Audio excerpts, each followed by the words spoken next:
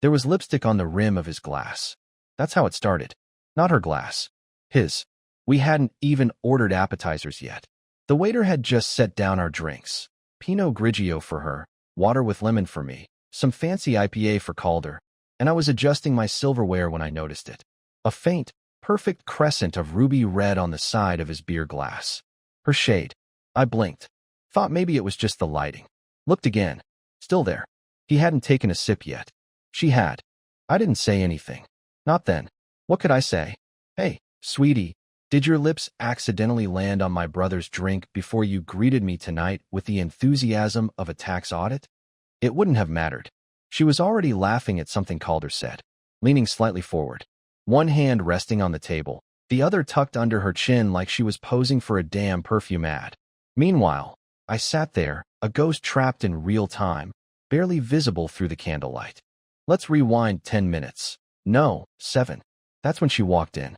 Her coat slipped off her shoulders like she was melting into the moment. I stood up instinctively. Reflex.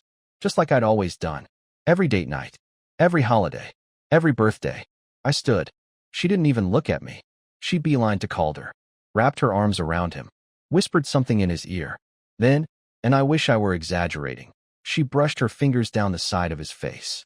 Slowly, tenderly, like she forgot I existed, like he wasn't my brother, like I wasn't her husband. She finally sat down, nodded in my direction like I was a waiter, and said, "Sorry I'm late. Traffic." No kiss. No hug. No apology. Just traffic. She had worn perfume, too. Amberwood and Figure. The one I bought her 2 anniversaries ago. The one she said was too nice to waste. She hadn't worn it in over a year. But tonight, she wore it for dinner. For him. For the wrong damn person at the table. You know what else I noticed? Her phone screen lit up 3 times during the first 10 minutes. Each time, she didn't even glance at it. She just turned it face down. Quiet. Careful. She used to leave her phone anywhere.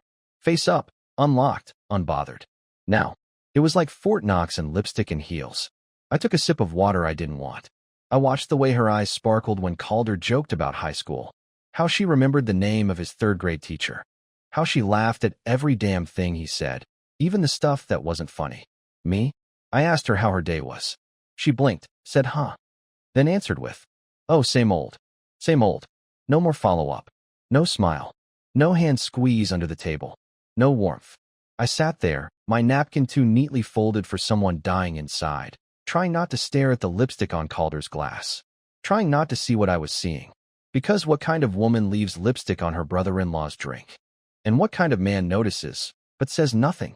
Apparently me. I should have asked about the lipstick. I should have said something right then, before the appetizer even came out. But I didn't. Because I was raised to be polite. To choose my moments. To not make a scene in public. And most of all, to never assume the worst in the people I love, even when they hand-deliver it to my face in broad daylight. So instead, I stared at my folded napkin like it might give me answers. It was one of those heavy, cloth ones, the kind restaurants fold into a fan when they want to distract you from the fact that you're about to eat disappointment for $32 a plate. I unfolded mine slowly, deliberately, just to give my hands something to do. The silence in my head was louder than the ambient piano music echoing off the brick walls. Maeve was already sipping her wine by then, talking about something, some marketing pitch her team had botched. Her voice was sharp but playful, and Calder? He was eating it up, nodding, leaning in, laughing like he hadn't already heard this story before. And maybe he had. Maybe she told him first. Before me. Maybe she told him everything now. I sat there, chewing on nothing, pretending to listen while replaying the entrance in my head for the 50th time. The way she ignored me. The way she touched him. The way he didn't flinch. That's what bothered me most. He didn't flinch. He expected it. Like it wasn't the first time. At some point during the second glass of wine, Maeve reached over to grab a breadstick from the middle of the table, and her fingers brushed Calder's wrist. She didn't even apologize. She smiled. Like it was familiar. Natural. That smile had once been mine. Reserved. Sacred. She used to give it to me when we were still new, when I'd come home from work and she'd pull me into the kitchen like she couldn't wait another second. Now it was just the tool. One she handed out to the person across the table like candy. Then something subtle happened. But I caught it. Calder tapped the edge of his napkin twice. A little signal. I'd seen him do that before, when we were younger, as kids. It was always his way of saying, chill. I got this. Like some unspoken code between brothers that meant, don't say anything. Let me handle it. But this time, he wasn't looking at me when he did it. He was looking at her. It was tiny, barely a flicker. But I saw it. And so did she. Her lips curved slightly, not a full smile, but a corner raise. And then she took another sip of wine. They were speaking in gestures now. I wasn't in the conversation. I wasn't even in the damn room. At some point, I excused myself to the restroom. Not because I had to go. I just needed to breathe. Needed to collect myself. I passed the mirror in the hallway and barely recognized the guy staring back. My collar was slightly wilted. My eyes were dull. My posture was apologetic. I looked like someone who'd been asked to leave his own story. And I should have stayed in that hallway, honestly. I should have walked out the back door and kept walking until the cold air knocked some sense into me. But I didn't. Because when I returned to the table, Maeve wasn't there. Only Calder was seated, scrolling his phone like nothing had happened. I stood frozen beside the table. Where'd she go? I asked, trying to keep my voice light. Calder didn't even look up. Stepped out for a smoke. My stomach turned. A smoke? Maeve didn't smoke. At least, she didn't used to. I don't know what I expected when I stepped outside. Maybe I thought she'd be tucked in a corner, fumbling awkwardly with a cigarette, looking guilty, embarrassed, like someone trying to rebel against her own identity. But that's not what I found. She wasn't alone. Maeve stood outside near the edge of the patio, facing away from the restaurant, under a street lamp that flickered like it had stage fright. Her heels clicked gently against the concrete as she shifted her weight. And beside her, standing far too close for it to be casual, was a man. Only it wasn't just any man. It was Calder, my brother. He was talking low, leaning in, one hand in his pocket, the other holding his beer glass. Her lipstick still on the rim. She had one hand resting on the wrought iron railing and the other brushing her hair back, laughing at something he said. Not a big laugh, not theatrical. It was the kind of laugh that lives in private places. The kind I hadn't heard from her in years. They didn't see me at first. I stayed behind the doorway, just out of the light, hidden by a half wall of ivy and hanging lights. My heart was thudding hard in my ears, but my feet wouldn't move. I wasn't even sure what I was seeing yet. Just two people talking. Maybe too close. Maybe not. Maybe I was losing it. Then she reached up and touched his chest. Not a long touch. Not overt. Just her fingers resting for a second on his shirt, like she was reminding him she was real. And Calder didn't move away. I remember blinking, once, twice, like maybe the scene would reset when I opened my eyes. Like maybe I'd misread everything. Maybe she was just cold. Maybe the hug earlier meant nothing. Maybe the lipstick on his glass was a mix-up. Maybe I was blowing it all out of proportion. And then she said it. Soft, almost like a whisper, but clear enough for me to hear as the wind carried her voice toward the open door. Do you think he suspects anything? I stopped breathing. Everything inside me just froze. I didn't hear Calder's reply. I think I heard him laugh, but I'm not sure. I couldn't focus on anything except the weight of those 7 words slamming into my chest like a wrecking ball wrapped in silk. Do you think he suspects anything? What a stupid question. I didn't suspect. I knew. I stepped back inside before they could spot me. My legs were shaking. My fingers were cold. I couldn't walk straight. Not because I was dizzy, but because I had nowhere to go. I couldn't go back to the table. Couldn't walk outside and confront them. Couldn't scream or cry or collapse in the middle of the dining room because nobody would care. Nobody would believe the quiet guy in the gray button-up over the golden couple laughing under the fairy lights. So I walked to the bar. Ordered a double bourbon, even though I hate bourbon. The bartender didn't ask questions. He poured it neat and slid it over like he'd seen 1,000 men like me before. I stared into that glass for 10 minutes. I didn't drink it. I just held it, letting the smell of fire and regret drift up my nose while I watched them walk back inside. She was fixing her hair. He was checking his phone. When they returned to the table, I was already there. I had composed myself just enough to pretend I hadn't heard anything. Calder sat down like nothing happened. Maeve gave me a smile, wide, innocent, rehearsed, and asked, "Did you miss me?" And all I could think was, "You have no idea. They say the quiet ones miss nothing." I used to hate that saying, mostly because it made me feel exposed, like everyone assumed I was storing secrets, collecting data like some passive little detective too timid to speak. But sitting at that table, Watching them fake their way through a conversation I was never truly part of, I started to understand it. I wasn't quiet because I was clueless. I was quiet because I had started noticing everything. Like how she stirred her wine absent-mindedly when Calder spoke, but never did that when I talked. How her laughter had layers, forced chuckles for me, full-body delight for him. How Calder's eyes darted toward her hand when she picked up the fork, just a flicker, barely visible, but there. The kind of look you give someone when you know what their skin feels like under your palm. I stopped participating in the dinner. I stopped smiling, stopped asking how work was. I just watched. I watched every blink, every shift in tone, every casual lean toward him. She didn't notice. Why would she? I was invisible now, a prop at the table, part of the restaurant decor. I probably blended in with the candle holders. When dessert menus came around, I excused myself again, said I had to take a call, even though my phone hadn't buzzed once all night. I walked back to the restroom hallway, but I didn't stop there this time. I took a detour toward the coat check, past the back corridor, and slipped into the narrow service hallway that led to the parking lot. I knew the place well. We used to come here every few months back when she actually liked being seen with me in public. I stood there in the shadows and opened my phone. Not to call anyone. Not to text. I opened the voice recorder. Then I walked back inside, slow and steady, keeping my phone in my breast pocket, mic facing out. I knew it wouldn't catch every word, but I didn't care. I wasn't hoping for a full confession. I just needed proof. Something. Anything.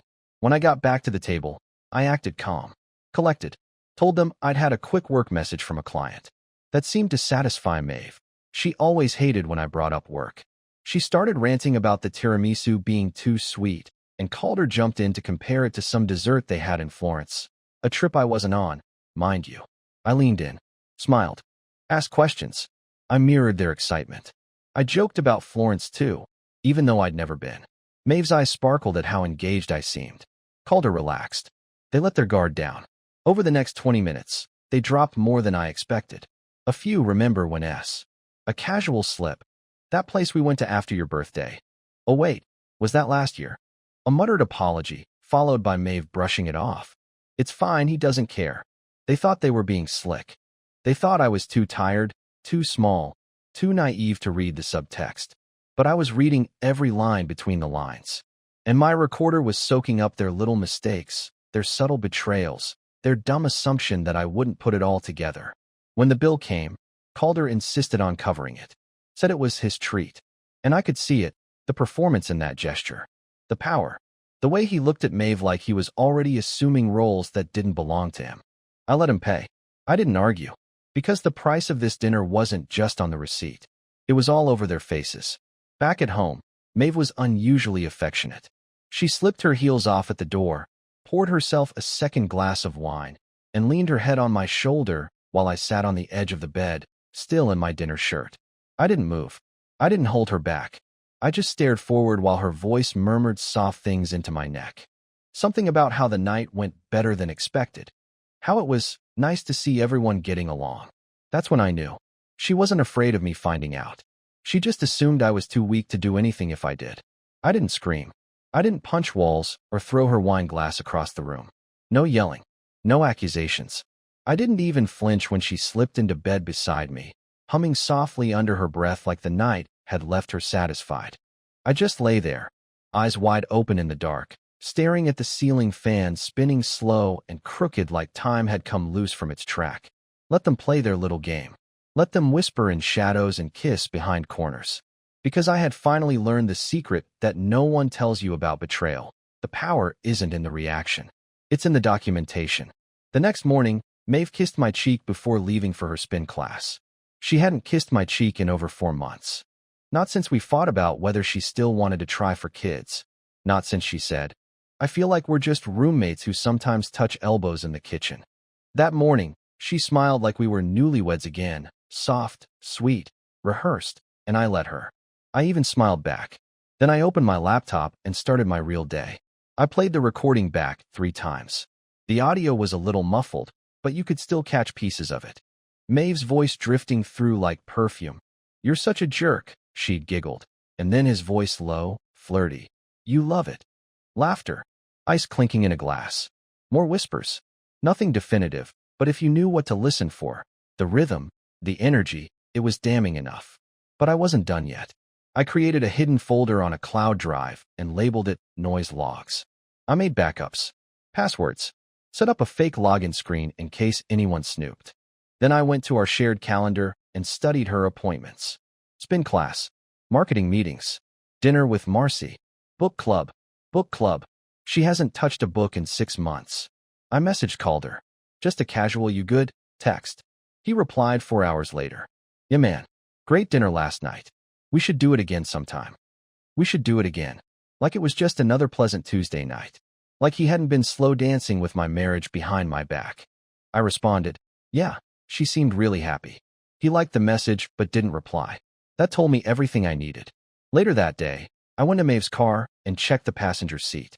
She always forgot to clear the seatbelt strap, and sure enough, her gym bag was in the back.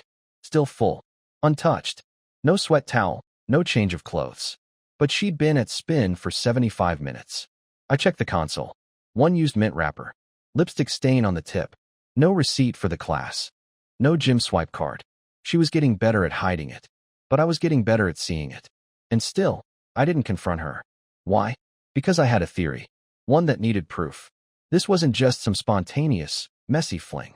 This was organized. Calculated. Possibly longer running than I had imagined. And the one thing I know about people like Maeve, they slip when they feel safe. They unravel when they believe the world is too stupid to catch them. So I gave her that illusion. For days, I played the role. The good husband. The sleepy, distracted, emotionally distant man she was used to. I cooked dinner. I asked about work. I told her I was proud of her during a fake story she told me about mentoring someone new at the office. She smiled and said, "See, you do listen." And I thought, no, you listen. Because I'm recording this too. I started catching more moments. In the kitchen, she replied to a message and smiled at her screen before locking it quickly when I entered. I heard her hum a song that Calder used to play when we were teenagers. A song I hadn't heard her listen to since before we were married. I found one of her earrings in the glove box of his car when I offered to help him move something and accidentally opened the wrong compartment. Each breadcrumb led to the same rotten loaf. And the thing about Calder? He wasn't even clever. He was arrogant. He assumed I wouldn't notice the cologne on my jacket when I'd left it at his place last month. He assumed I wouldn't recognize Maeve's bracelet sitting on the edge of his bathroom sink, the one she told me she had misplaced at the office. They were making mistakes now. Tiny ones, but frequent. And I was documenting them all. That weekend, she told me she was going to a self-care retreat with her coworkers. I nodded, kissed her cheek, then watched her Uber pull out of the driveway while I stood in the window holding my phone, taking a photo of her luggage. Her favorite red suitcase, the one she only takes on vacations. She packed lingerie. You don't bring lace to a workshop about mindfulness. I waited exactly 24 minutes. Then I got into my car. Not to follow her, not yet.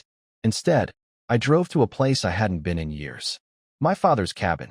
Because if I was right about what I was about to find, I'd need a place where no one could hear what I'd have to say next. The cabin hadn't changed much in 10 years.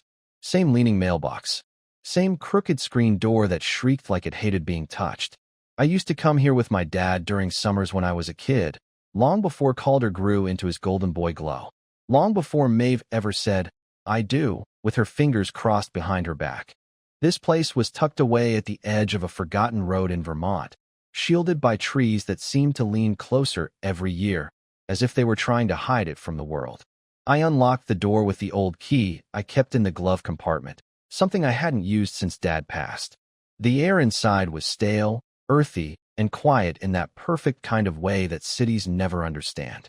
I lit the fireplace with some leftover logs, made coffee the old-fashioned way on the gas stove, and opened my laptop. I didn't have Wi-Fi out there. That was part of the charm, but I didn't need it. Everything I'd gathered was local, audio files, time-stamped photos, screenshots from her iPad when she forgot to log out of our shared cloud. And then I did something I didn't think I'd ever do. I opened the black folder my dad had left me when he died.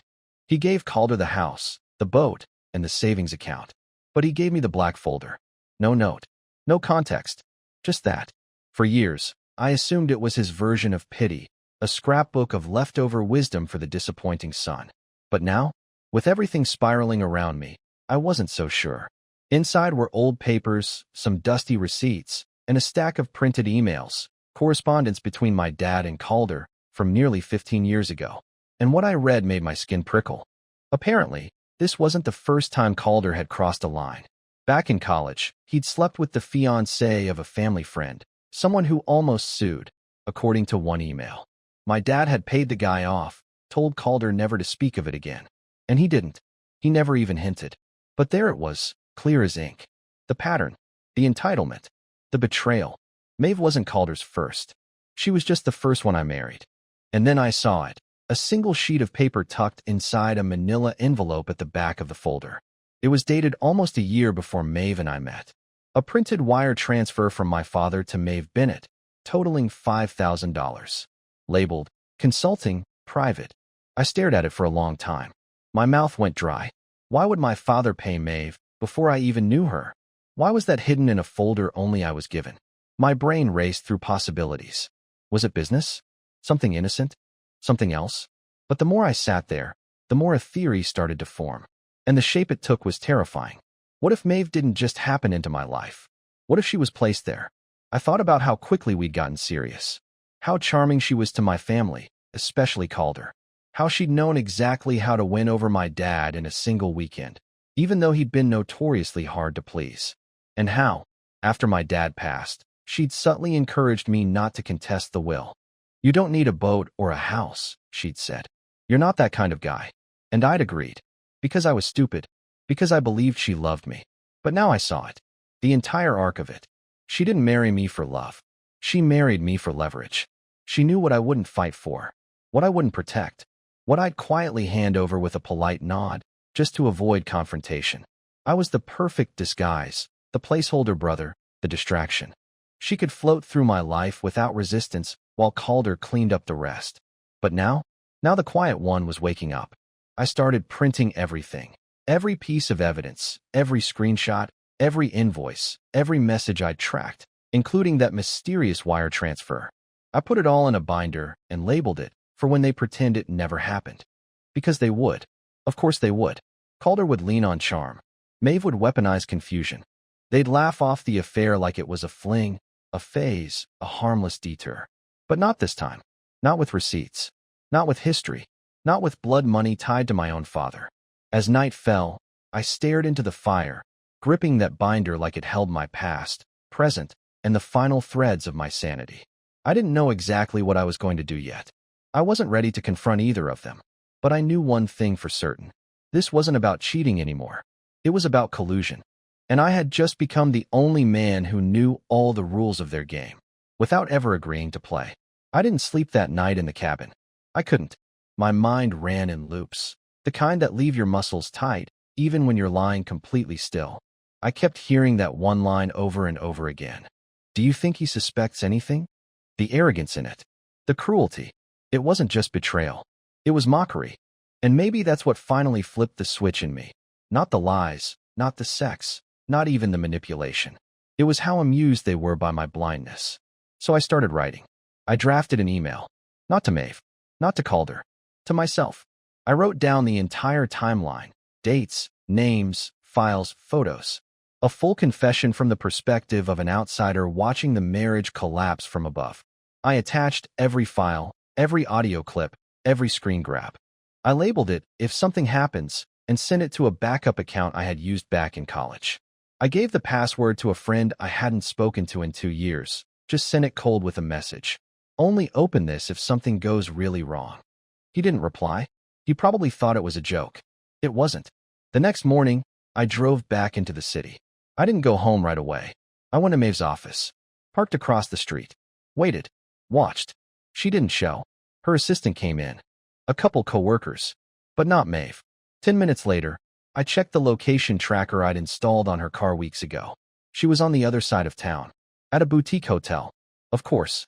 Room 304. I didn't go inside. I didn't need to. That's not how I planned to end this. Not with some trashy confrontation in a hallway. Not with shouting or thrown objects or police reports. No, I wanted quiet justice. The kind that stays with you. The kind that shatters without sound. Instead, I went home and cooked dinner. Chicken piccata, her favorite. Real lemon slices. White wine reduction. I even set the table, lit candles, played the Miles Davis vinyl she liked spinning on Sundays back when we pretended to be happy.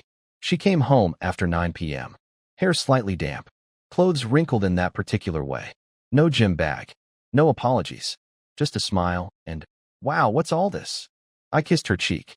Said, "Just missed you." She blinked, probably surprised I wasn't holding a knife or yelling. She didn't realize I'd already done everything I needed to. We ate in silence mostly. She asked about my day. I lied. I asked about her retreat. She lied better. I almost admired how smooth she was with it. The details she'd planted, the fake drama about her co-worker Jess, how the spa water tasted like cucumber dirt, whatever that means. She was trying so hard to sell it that she didn't notice I wasn't buying a thing. After dinner, she said she was tired. I offered to clean up. She smiled, kissed me on the temple, and went upstairs. I waited 20 minutes. Then I grabbed the flash drive I had hidden in a fake box of chamomile tea and drove to Calder's apartment. He wasn't there, which made sense. He was probably still retreating too. But I didn't need him. I needed his computer, which I'd helped him set up a year ago, including syncing it to the same cloud drive we used for family documents. I knew the login. I knew where he kept his spare key. I knew everything. I uploaded the files onto his drive. Not the whole archive, just enough. Enough to suggest guilt. Enough to plant the idea that he was collecting private information on Maeve. Enough to make it look like he was manipulating her. That maybe this wasn't mutual at all. That maybe he was blackmailing her. That maybe he was dangerous.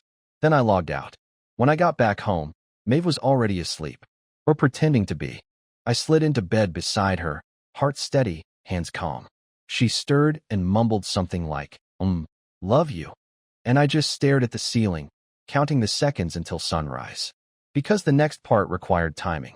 The next part required fire. At exactly 9:17 a.m. the next morning, I scheduled 2 emails. One to her boss.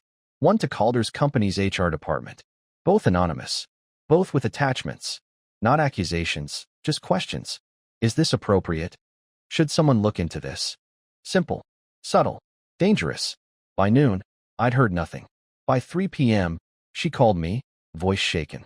Hey, did you get an email about Calder? I played dumb. No, why? She paused. Never mind. Weird day. Can you pick up pasta tonight? Sure, darling. At 5:40 p.m., Calder called. I didn't answer. He texted. Something's up. You free to talk? I wasn't. By 7 p.m., my job was done. I wasn't out for blood. Not yet. I wasn't trying to destroy them. I was just cracking the ice they had built under their feet. Now I just needed to wait. Because cracks spread. And people like them? They panic fast when things stop going according to script. 2 days passed. No confrontation. No tears. No slammed doors or screaming matches. Just silence. It was almost poetic.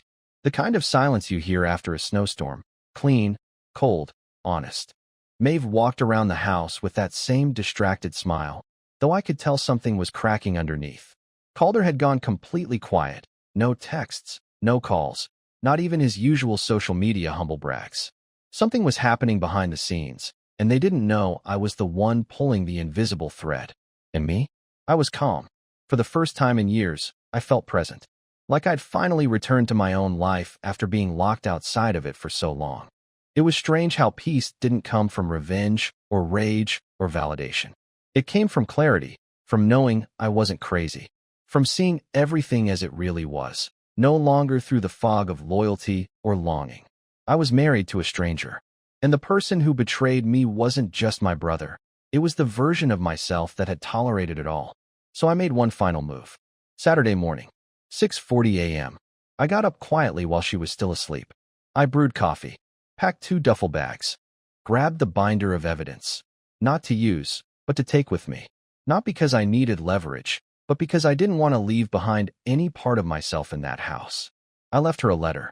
Printed, typed, folded neatly on the kitchen counter. No screaming. No cursing. No how could use. Just the truth. Maeve, you lied. You conspired. You assumed I'd stay small. You were wrong. I saw everything. Heard everything. Understood everything. But I'm not here to punish you. I'm just here to say, I'm done being your ghost. This house, this version of me, this broken loop, it's all yours now. You can live in the ruins if you want. But I'm walking out clean. No court drama. No ugly fights. No dragging anyone through the mud. You'll get the papers soon. Sign them. Don't call me. And don't ask why I'm not angry. Because I'm not. I'm free. Ellery. I left the key beside the note. Then I walked out the front door. Not quietly, not dramatically, just honestly. I got in the car, started the engine, and drove north. No destination. Just motion. Just air in my lungs, and no more pretending. I stayed at the cabin for a week after that. Read books. Journaled. Cooked simple food. Cleared my head. I didn't check her social media. I didn't read Calder's inevitable damage control messages. I didn't need to. Because I had reclaimed something far more valuable than the truth. I had reclaimed myself. 6 weeks later, the divorce was finalized. No resistance. No games. Just clean paperwork and 2 signatures. She kept the house. I didn't care. It had never really felt like mine anyway. I moved into a small, sunlit apartment on the edge of the city. Nothing fancy. 2 rooms, a view of the lake, a desk by the window. I got a cat, named her Tilda. She doesn't lie. She doesn't hide phones. She curls up on my chest every night like the universe owed me something soft. Sometimes I think about that dinner, about the way Maeve touched Calder's face like I wasn't sitting 3 feet away. It used to haunt me. Now it just reminds me how far I've come. You see, the world loves stories of vengeance, of explosions, of righteous fury. But sometimes, the most powerful ending is walking away without ever needing to look back.